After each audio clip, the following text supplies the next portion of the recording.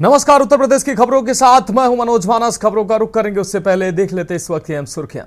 शिक्षा में नया बदलाव ला रही योगी सरकार, सामान्य और दिव्यांग बच्चे एक साथ करेंगे पढ़ाई। समान रामगोपाल यादव के बयान पर बोली सो जाओ का ठीक नहीं। रामगोपाल यादव का बयान हास्यास्पद, माफी मांगे। किसानों के लिए सौर ऊर्जा। प्रयागराज में नर्सरी छात्र की शिक्षिका ने ली जान, मासूम के रोने का शिक्षिका ने मारा थप्पड़। थप्पड़ की चोट से जमीन पर गिरा मासूम, पानी के लिए तड़पते तड़पते हुई मौत। पानी के संकट से जूझ रहा अलीगढ़ का अचल सरोवर, पानी सूखने से मर रहे कछुए और मछलियां। सौंदर्यीकरण में 29 करोड़ रुपए से अधिक का बजट हो चुका है खर्च। और यूपी के कई शहरों में भीषण गर्मी की मार। कानपुर, प्रयागराज, वाराणसी में लू और तेज धूप ने दिखाए तेवर। लगातार बढ़ते पारे से परेशान हुए लोग। आप देख रहे हैं के न्यूज, खबरों का सारथी।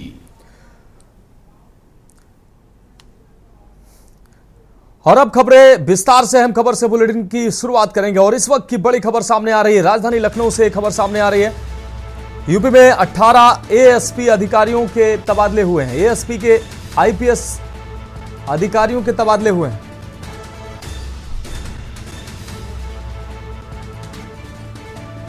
यूपी में 18 एएसपी अधिकारियों के तबादले हुए हैं। तो यह अहम खबर आपको दिखा रहे हैं। यूपी में 18 एएसपी अधिकारियों के तबादले की खबर सामने आ रही है। यूपी में 18 एएसपी अधिकारियों के तबादले हुए हैं।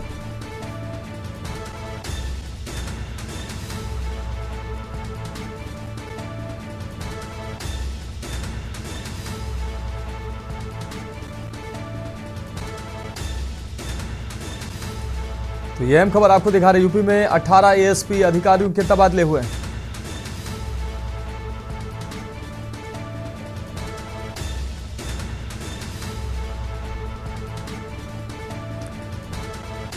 राजधानी लखनऊ से अहम खबर आपको दिखा रहे हैं। एएसपी अधिकारियों के तबादले किए गए हैं। 18 एएसपी अधिकारियों के तबादले किए गए हैं।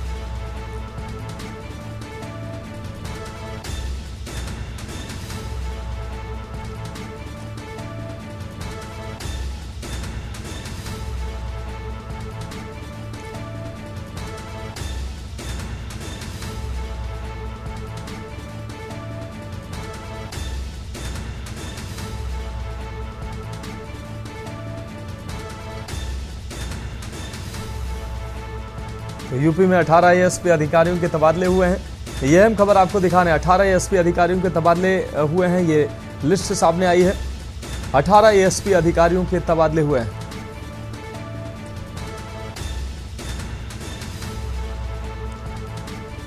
तो यूपी में 18 एएसपी अधिकारियों के तबादले किए गए हैं। यह अहम खबर आपको दिखा रहे हैं।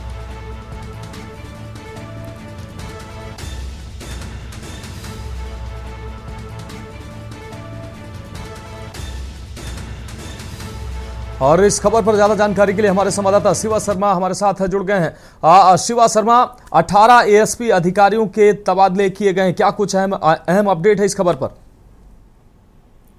देखिए मनोज, अभी कुछ ही देर पहले पुलिस मुख्यालय की तरफ से लिस्ट जारी हुई है जिसमें 18 सीनियर एडिशनल एसपी के ट्रांसफर की लिस्ट है।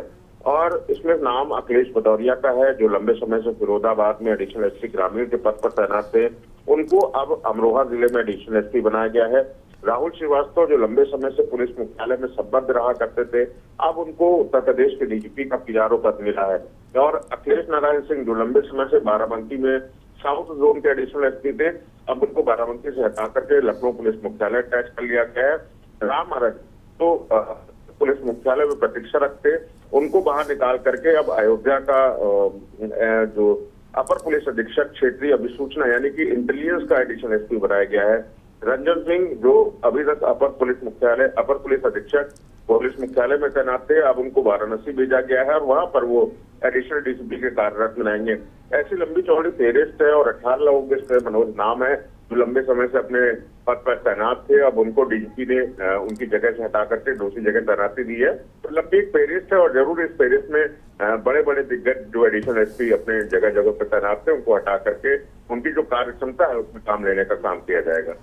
हाँ बिल्कुल शिवा, इस तमाम जानकारी के लिए आपका बहुत बहुत शुक्रिया। तो यूपी में 18 एएसपी अधिकारियों के तबादले किए गए हैं। शासन ने ये अहम कदम उठाया है। तो 18 एएसपी अधिकारियों के तबादले किए गए। और बढ़ेंगे अगली खबर की ओर। बागपत से अहम खबर है, भाजपा जिला महामंत्री पर हमला हुआ है। भाजपा नेता का शिक्षक पर हमले का आरोप है। नेता ने की थी 5 साल से अनुपस्थित शिक्षक की शिकायत। अनुपस्थित शिक्षक पर अब तक नहीं हुई है कोई कार्रवाई। तो भाजपा नेता ने डीएम को शिकायती पत्र देकर शिकायत की थी। जिला महामंत्री ने लगाई कार्रवाई करने की गुहार।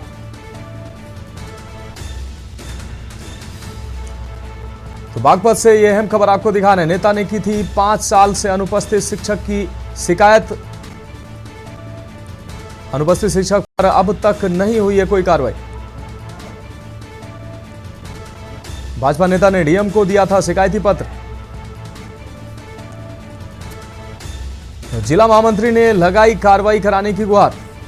इस वक्त की यह अहम खबर आपको बागपत से दिखा रहे हैं। भाजपा जिला महामंत्री पर हमला हुआ है। और अगली अहम खबर बागपत से है। सपा से जुड़ा निकला देश विरोधी पोस्ट का आरोपी। सपा नेता शफीक सलमानी का भतीजा है आरोपी फैजान। सपा प्रमुख का करीबी माना जा रहा है शफीक सलमानी। पिछले दिनों फैजान ने शेयर की थी भारत विरोधी पोस्ट। पुलिस ने गिरफ्तार कर आरोपी को सलाखों के पीछे भेजा।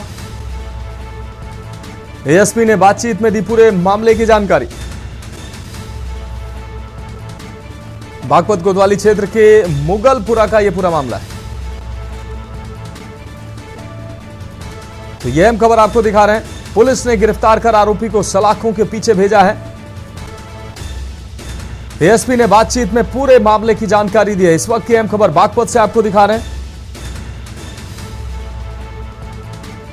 बागपत कोतवाली क्षेत्र के मुगलपुरा का यह पूरा मामला है। तो सपा से जुड़ा निकला देश विरोधी पोस्ट का आरोपी। सपा नेता शफीक सलमानी का भतीजा है आरोपी फैजान।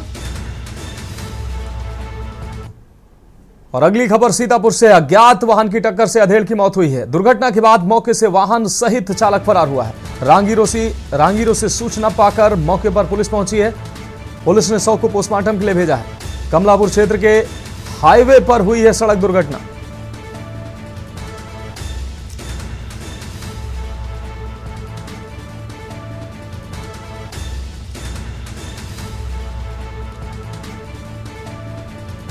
दुर्घटना के बाद मौके से वाहन सहित चालक फरार हुआ है।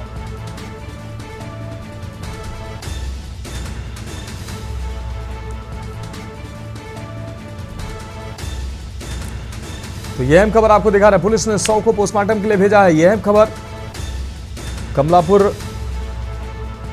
क्षेत्र के हाईवे पर यह सड़क दुर्घटना हुई है। और अगली अहम खबर हमीरपुर से है, जहां एडीजी प्रयागराज ने की है कानून व्यवस्था की समीक्षा। दौरे पर आए एडीजी ने अफसरों के साथ समीक्षा बैठक की है और कानून व्यवस्था को लेकर यह समीक्षा बैठक की है। कानून व्यवस्था को अधिक बेहतर और व्यवस्थित बनाने के निर्देश दिए गए हैं। उच्चाधिकारी ने पुलिस लाइन में की है विभागीय समीक्षा।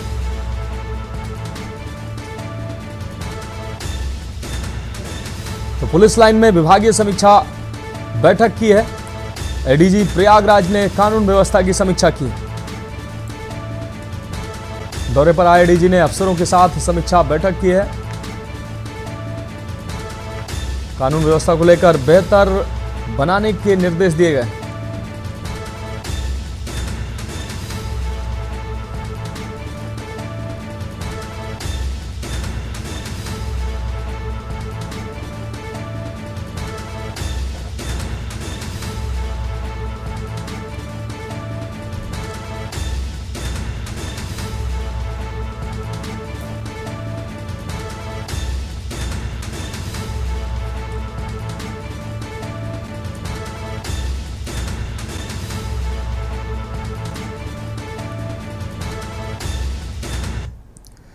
और अगली खबर हरदोई से है, जहां ससुराल आए युवक ने गर्रा नदी में लगाई है छलांग। शराब पीने के बाद युवक ने नदी में छलांग लगाई है। घटना की जानकारी मिलते ही परिजनों में हड़कंप मच गया है। स्थानीय लोगों ने हरदोई पुलिस को सूचना दी है।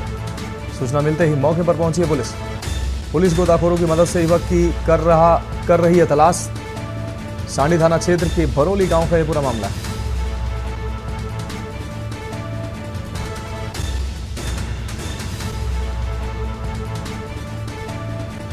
तो घटना की जानकारी मिलते ही परिजनों में हड़कंप मच गया। यह अहम खबर आपको दिखा रहे हैं। स्थानीय लोगों ने हरदोई पुलिस को सूचना दी। पुलिस गोताखोरों की मदद से युवक की तलाश कर रही है। सांडी थाना क्षेत्र के बरोली गांव का यह पूरा मामला है। तो हरदोई से अहम खबर, ससुराल आए युवक ने गर्रा नदी में लगाई है छलांग। शराब पीने के बाद युवक ने नदी में लगाई छलांग।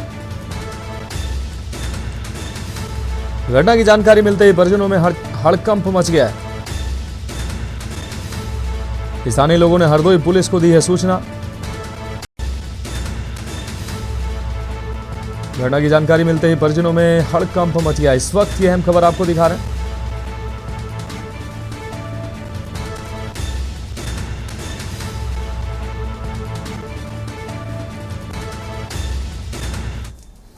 हमारा नाम शीला भैया। क्या हो गया है? क्या भैया, तमाम दारू बहुत पिए थे, कल तो दारू पिए, बहुत दारू ही बहुत पिए थे। अब दारू पे के रे पत्ते पानी पड़े जाई भैया। बहुत दारू पिए थे, हमारे पार प्रधान ने देखो उन पर राम रीत करके गए भैया। और अगली अहम खबर कानपुर से है, जहां कानपुर कैंट स्थित सेठ आनंद राम जयपुरिया स्कूल ने अपना 11वां 2 दिवसीय एनुअल फंक्शन आमजन आपको बता दें साजमन का आयोजन किया है। गणेश वंदना के साथ साजमन की ओपन सेरेमनी की गई है। छात्रों को राज्यसभा, विधानसभा और राजनीतिक नेताओं के अनुभव का आकलन करने के लिए 8 विषयों पर 8 कमेटियां तैयार की गई। 20 स्कूल की छात्राओं ने साजमन के तहत होने वाली विभिन्न प्रतियोगिताओं में प्रतिभाग किया। अंतर्राष्ट्रीय मुख्य वक्ता प्रणब मुखर्जी ने कमेटियों के वाद विवाद में स्पीकर के रूप में शिरकत की है। पहलगाम में हुए आतंकी हमले, सिंदूर स्ट्राइक, वक्फ संशोधन अधिनियम, पाकिस्तान और देश की आर्थिक स्थिति, युद्ध हलचल जैसे तमाम विषयों पर परिचर्चा की गई है। प्रतियोगिता में विजयी होने वाले मेधावियों को कैश पुरस्कारों के साथ मोमेंटो से भी नवाजा जाएगा। कार्यक्रम में के न्यूज इंडिया मीडिया पार्टनर रहा।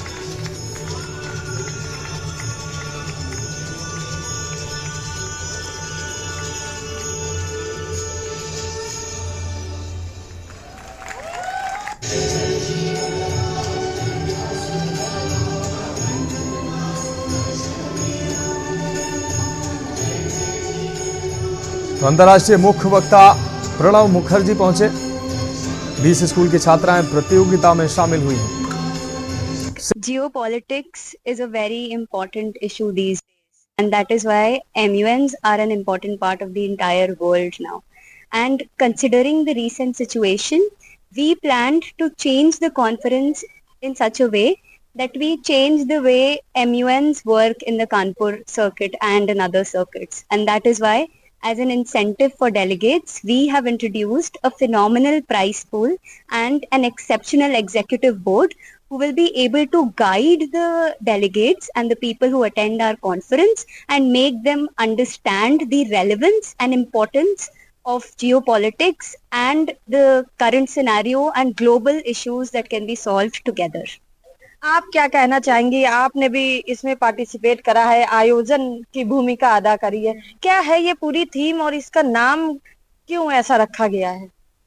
MUN basically model United Nations के लिए स्टैंड करता है एंड ये हमारे स्कूल में 10 सालों से हो रहा है। ये हमारा 11वां एडिशन है। तो हम लोग एज सेक्रेटेरिएट मेंबर्स ने बहुत कोशिश की कि हम लोग इस साल कुछ नया करें। तो इसीलिए इस साल हम लोग ने लखनऊ एंड दिल्ली से बहुत ऊंची पहुंच के लोगों को अपनी कमिटीज चेयर करने के लिए भी बुलाया है। हम लोग ने, जैसा कि इन्होंने बोला, कैश प्राइजेस भी इंट्रोड्यूस किए हैं और हर कमिटी, जो हमारे पास 8 कमिटीज है, उस हर कमिटी में एक बहुत इंपॉर्टेंट जियो पॉलिटिकल इशू पे बात चलती है। ये हम लोग ने इसलिए किया है बिकॉज आज की दुनिया में हर इंसान को पता होना चाहिए कि दुनिया में क्या चल रहा है, स्पेशली स्टूडेंट्स को। तो यही हम लोग का मोटिव था इस ऑर्गेनाइजेशन के पीछे। इस प्रोग्राम में 20 स्कूलों के स्टूडेंट्स ने प्रतिभाग किया है। क्या कुछ इसमें विशेष होने वाला है? मैम, इस बार हम लोग ने अपनी कमेटी अलग अलग टाइप की रखी है। ना केवल इंडियन है बल्कि हमारी यूएन कमिटीज भी हैं। हमने स्पेसिफिकली एक वुमेन के लिए कमेटी रखी है, United Nations commission on the status of women. तो उसमें वुमेन की राइट्स डिस्कस होंगी, जो अभी करंट इश्यूज चल रहे हैं वो भी डिस्कस होंगे, और जो इंडियन कमेटी में लोकसभा में लोग बोलते हैं उनके बारे में भी बात होगी। उसके अलावा मैं आपको ये बताना चाहती हूँ कि हमारी पूरी टीम ने काफ़ी मेहनत और डिटर्मिनेशन के साथ काम किया है। जब सिंदूर अटैक की न्यूज़ आई थी तो भी हम लोग को लग रहा था हो सकता है कैंसिल हो जाए, बट पूरी टीम ने हार नहीं मानी और बहुत मेहनत के साथ काम किया है, और हमारा एमयूएन अब आ गया है, तो सब कुछ अच्छे से हो रहा है। आप क्या कहना चाहेंगे, क्योंकि लोकसभा राज्यसभा जहाँ पर काफी बड़े बड़े नेता बैठते हैं, एक दूसरे से वाद विवाद करते हैं और फिर एक बड़े बड़े ऐलान करे जाते हैं, ऐसी एक चीज यहाँ पर दिखाई दे रही है, क्या कुछ कहेंगे? जी, ये एक बहुत ही अच्छी बात है। पहली बात तो कानपुर सर्किट में राज्यसभा पहली बार यहाँ साजमन में ही हो रही है, तो ये अपने आप में एक बहुत बड़ी बात है। प्राइस पूल है, उसमें सब कुछ है, पर ऐसे ऐसे एग्जीक्यूटिव बोर्ड मेंबर्स आए हैं लखनऊ, दिल्ली, जैसे रिद्वाना ने बताया आपको, ऐसी ऐसी जगहों से आए कि वो इतने नॉलेजेबल है कि जो बिगिनर्स भी यहाँ आएंगे उनको तक बहुत पता चलेगा रिप्रेजेंटेशन के बारे में, दुनिया भर देश के और वर्ल्ड वाइड इश्यूज के बारे में। सो आई थिंक आपने कहा राज्यसभा लोकसभा यहाँ हो रहे हैं, बच्चे उससे बहुत सीख के जाएंगे और बहुत अच्छा सीख के जाएंगे। जो बोल नहीं पाता है वो बहुत बोलेगा यहाँ से जाके। साजमन का 11वां ये एडिशन बोल सकते हैं, आयोजन है। क्या 10 साल से क्या कुछ इसमें विशेष रहा है? इस बार क्या कुछ विशेष है? इस बार पहली बार तो हमने बाहर से लोगों को बुलाया है एग्जीक्यूटिव बोर्ड, जो कि हमसे काफी ज्यादा एक्सपीरियंस लोग हैं। पहली बार जब हम लोग कमेटी में बैठे तो आज हम लोग भी एज अ सेक्रेटेरिएट मेंबर हम लोग ने भी काफी सारी नई चीजें सीखी जो शायद हमें कभी ना पता हो। और मेरे को लगता है कि आज जो डेलीगेट्स भी हमारे साथ बैठे हैं वो भी बहुत सारी नई चीजें सीख कर जाएंगे, और ये एक अच्छी बात है। और बाकी सारी चीजें जो विशेषताएं हैं वो मेरे सारे टीम मेंबर्स ने तो आपको पता ही दी कि जैसे कैश प्राइज है, और कितनी सारी नई कमिटीज हम लोग लाए हैं। हमारी फ्लैगशिप कमेटी एडहॉक जो पहली बार कानपुर में हो रही है, तो और विशेषताएं क्या, हमारे तो सभी टीम मेंबर्स ने एक एक चीज बता ही दी है आपको। सारे टीम मेंबर से बातचीत हो चुकी है, सभी लोगों ने विशेषता बता दी है। इस बार साजमन में क्या कुछ खास है, क्योंकि डिबेट्स हो रहे हैं, कमेटियां गठित हो गई हैं, क्या एक्सपीरियंस हो रहा है? अब की बार ये है कि अब की बार 8 कमेटी को रखा गया है। कैश प्राइज, ईबी, ये सब हम ऑलरेडी बता चुके हैं। लेकिन जैसे मेरे बाकी टीम मेंबर्स ने भी कहा था कि अगर कोई बिगनर, अगर वो पहली बार भी आ रहा है, उसको कुछ भी नहीं मालूम है, उसको एजेंडा इतने अच्छे से एक्सप्लेन किया जाएगा, उसको जियो पॉलिटिक्स के बारे में बताया जाएगा कि दुनिया देश भर में क्या चल रहा है और उस तरीके से उनको क्या फर्क पड़ रहा है, उनका देश कैसे आगे बढ़ सकता है इन चीजों में, सबको अपने नागरिकों को अपने राइट्स मिले, कैसे मिले, इन सब चीज के बारे में सबको अवेयर भी किया जा रहा है, ताकि देश आगे बढ़े। और सारी चीजें बच्चों को भी इन सब के बारे में पता होना बहुत जरूरी है। देखिए, आजकल सारे स्कूल एमयूएन इवेंट करते हैं, एमयूएन कंपटीशन करते हैं, हम भी कर रहे हैं। यह हमारा 11th ईयर है, 11वां साल है। इस बार हमने कुछ अलग सोचा कि एक कन्वेंशनल या परंपरागत तरीके से एमयूएन नहीं करेंगे, बजाय इसके एमयूएन में क्या नई चीजें आ रही हैं, ग्लोबल लेवल पे क्या चेंजेस हो रहे हैं, हम बच्चों को वो सिखाना चाहते हैं। मेरा पोर्टफोलियो प्रधानमंत्री नरेंद्र मोदी है और जिसका टॉपिक वर्क अमेंडमेंट एक्ट 2025 है, और मेरा स्टांस ये है कि वर्क अमेंडमेंट बिल 2025 एक सही है और माइनॉरिटी को सशक्त बनाने का काम कर रहा है। सेठ आनंदराम जयपुरिया में मॉडल यूनाइटेड नेशंस का इनॉग्रेशन जो आज हुआ, 2 दिन का है ये प्रोग्राम, और बेसिकली ये पूरा का पूरा बच्चों के द्वारा ही होस्टेड है, और उन्होंने करीब 20 अलग अलग स्कूल्स के बच्चों को ऑल इंडिया से बुला रखा है, जो as a part of model United Nation है। और इन बच्चों ने डिफरेंट कमिटीज बनाई हैं, और उन कमिटीज को बना करके आज और कल पूरे दिन वो डिबेट्स करेंगे। ये 2 दिन का प्रोग्राम है और 8 कमिटीज हैं यहाँ पर, और बच्चे जो हैं करीब 22 स्कूलों के बच्चे, ये एक इंटरनेशनल इवेंट है, बाहर से भी बच्चे आए और बहुत बढ़िया इंतजाम हम लोगों ने किया है। और इसके अलावा जो कमिटीज हैं, जो अभी जितने भी ऑपरेशन सिंदूर आप सबको पता होगा बिल्कुल करंट चल रहा है, तो बच्चे उस पर भी अपना विचार व्यक्त करेंगे। उसके अलावा जो वक्फ बिल अभी पास हुआ है, जयपुरिया स्कूल के एनुअल फंक्शन साजमन में शिरकत करने के लिए मुख्य वक्ता प्रणव मुखर्जी जी पहुंचे और उनसे हम लोग बातचीत कर लेते हैं। प्रणव जी, आप जयपुरिया स्कूल आए हैं, सबसे पहले तो इस स्कूल के बारे में बताइए, कैसा लगा आपको? और आप एक रिसर्च भी कर रहे हैं कि स्कूलों का माहौल कैसा होना चाहिए, वहाँ का एटमॉस्फेयर कैसा होना चाहिए, क्या है वो रिसर्च? स्कूल मैं जब स्कूल में आया, ये प्रोग्राम ओपनिंग सेरेमनी और कुछ कमिटीज चल रहा है, ये देखा तो बहुत ही इम्पोर्टेंट इनिशिएटिव है। बहुत अच्छा लगा क्योंकि स्कूल ऑलरेडी रेप्यूटेड है, 50 साल की रेपुटेशन है, कितने बच्चों को बनाया है इस शहर में। But this kind of effort जो साजमान कर रहा है, it's a very important effort now, क्योंकि for a school to be prepared for tomorrow, 21 सदी का जो स्कूल है उसमें एक पहलू है syllabus. It cannot be the only factor of a school. So बच्चे 20 साल बाद उनका करियर ट्रैजेक्टरी क्या होगा, ये सब इवेंट तय करेगा। सिर्फ सीबीएसई मार्क्स नहीं, सिर्फ आईसीएसई या आईबी या कोई भी बोर्ड का मार्क्स नहीं, यही तय करेगा कि ultimately what is the growth of a child in terms of being prepared for the world. So the fact that the school is thinking about it is a very important initiative, और ये initiative को मैं तारीफ करता हूँ क्योंकि बच्चों ने 10 साल ये इवेंट किया, स्कूल 50 साल का है, स्कूल में और सारे इवेंट है। ये जो 10 साल का इवेंट ये और भी बढ़ेगा। अगला जो चैप्टर होगा, उसके बाद जो चैप्टर होगा, I think it's an event of tomorrow. कल को सोच के जो इवेंट बनाया जाता है, ये ऐसे ही वन सच इवेंट है। So I am feeling very good for all the efforts children have put in to think about their career. ये सिर्फ कोई एक्स्ट्रा करिकुलर इवेंट नहीं है, ये पढ़ाई है, दूसरे नज़रिया से पढ़ाई है, और ये तो पढ़ाई का क्रम है। और बच्चे जब पढ़ाई का क्रम खुद की क्रिएटिविटी से बनाता है, उसका ही एक ब्लूप्रिंट है ये साजमान। Huge congratulations to the school children for reinventing education, point of view, नज़रिया, दृष्टिकोण, एक दूसरा एंगल से देखना एजुकेशन को, ये बहुत ही इम्पोर्टेंट। तो ये थे हमारे साथ मुख्य वक्ता प्रणव मुखर्जी जी, जिन्होंने अपने जीवन में लिए हुए ज्ञान को साझा किया और उन्होंने युवाओं को एक मैसेज दिया कि जो भी उनका प्रयास है टेक्नोलॉजी के साथ साथ उसको गेन करें, लेकिन संयम और धैर्य बनाए रखें। कानपुर से के न्यूज़ के लिए सारिका गुप्ता की रिपोर्ट। रुक रही अगली खबर का खबर उन्नाव से है, जहां चंडीगढ़ यूनिवर्सिटी के तौर पर देश का पहला एआई सपोर्टेड यूनिवर्सिटी कैंपस बनकर तैयार है। इस स्मार्ट एआई इंटीग्रेटेड कैंपस में इंजीनियरिंग, हेल्थ व बिजनेस संबंधित करीब आधा सैकड़ा एआई प्रोग्राम शामिल हैं। इसलिए देश की 23 से अधिक कंपनियों ने यहां युवाओं को वर्तमान की मांग बन चुकी एआई की ट्रेनिंग दिलाएंगी।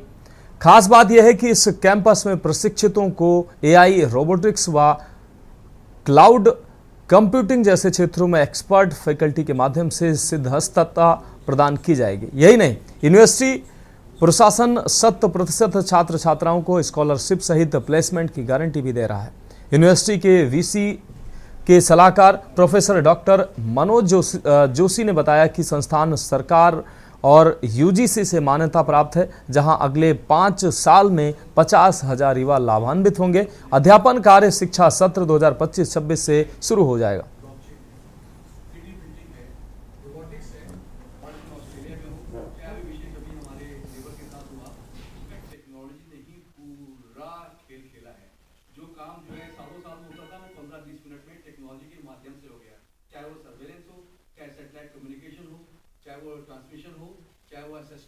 अगर आप देखिए तो आने वाले समय में technology, future of technology, future of industry. Chandigarh university जैसे कि मैंने बताया कि एक फ्यूचरिस्टिक कैंपस है, एआई ड्रिवन यूनिवर्सिटी है। एआई का मतलब हो गया कि हम लोग आर्टिफिशियल इंटेलिजेंस आने वाले समय में, जैसा बताया कि जो विकसित भारत का जो कैंपेन हमारे प्रधानमंत्री जी ने बताया कि जो आने वाले 2047 में टेक्नोलॉजी ड्रिवन सिस्टम होने वाला है। इसी चीज़ को प्रिंसिपल्स को कैप्चर किया हमारे माननीय चांसलर साहब ने, और उन्होंने कहा कि हमारे स्टेट में हमारे सिस्टम में एक ऐसा सिस्टम होना चाहिए जो कि फ्यूचरिस्टिक AI ड्रिवन हो। अब ये है क्या? ये AI जो है टेक्नोलॉजी ड्रिवन सोसाइटी है, जो टेक्नोलॉजी ड्रिवन प्रोडक्ट है, जिससे के माध्यम से हम लोग जो है फ्यूचर ट्रेंड्स को प्रेडिक्ट कर सकते हैं। और स्टूडेंट जो कि यहाँ पढ़ने आएगा वो फ्यूचरिस्टिक सब्जेक्ट्स को पढ़ेगा, जैसे कि marketing, finance, HR, IT, engineering, medical, किसी भी साइंसेज में यहाँ पे पढ़ेगा। उसमें AI का कैसे यूज़ किया जाए, तो स्टूडेंट जो है फ्यूचर रेडी होने वाला है। अन्यथा जो इसके कंपैरिजन में आप करिए, जो नॉर्मल डिग्रीज हैं जिसमें एक डिग्री मिलती है, यहाँ मिलेगा डिग्री विद AI कैपेबिलिटीज, यानी कि स्टूडेंट जो है फ्यूचर रेडी होने वाला है। फ्यूचर की जॉब जो है बदलने वाली है, उसको मद्देनजर रखते हुए हमारी पूरी यूनिवर्सिटी का एक विजन बना है।